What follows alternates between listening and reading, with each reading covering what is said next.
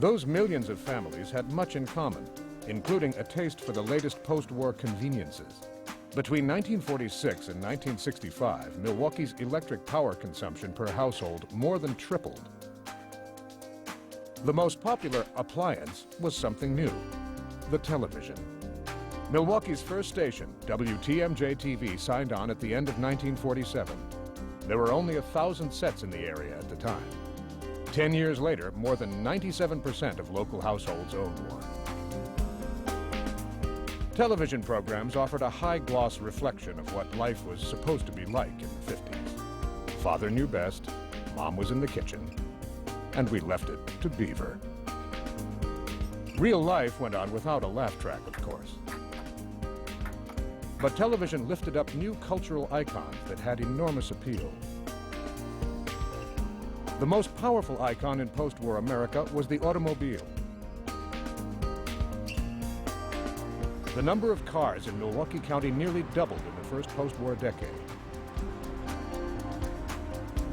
It was the automobile, of course, that made Milwaukee's outward expansion possible. It also spawned an entirely new form of commerce, the shopping center.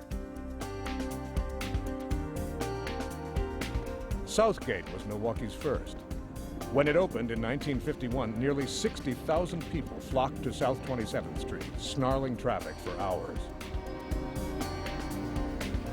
The automobile left a more pervasive mark on the landscape.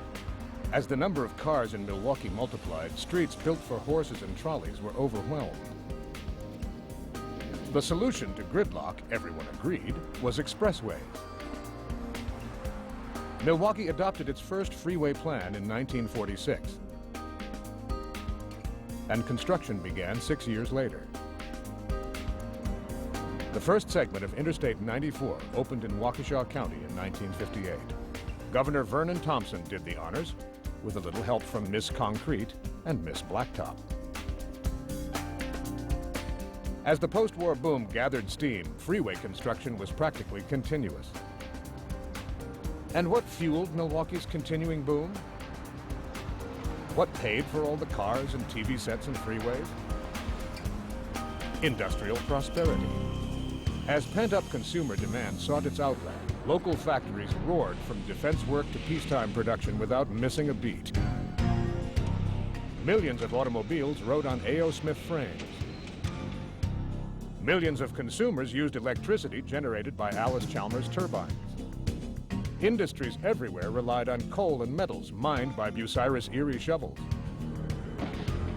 Aerospace firms turned to the Laddish Company for high-quality forging. And there were still old standbys, like beer. Breweries accounted for only 2% of the area's employment in 1948, but returning servicemen showed a powerful thirst for Milwaukee-made suds. It took just 6 years for the county's industrial output to double after the war. Milwaukee and America seemed to be soaring ever upward in a spiral of self-generating prosperity.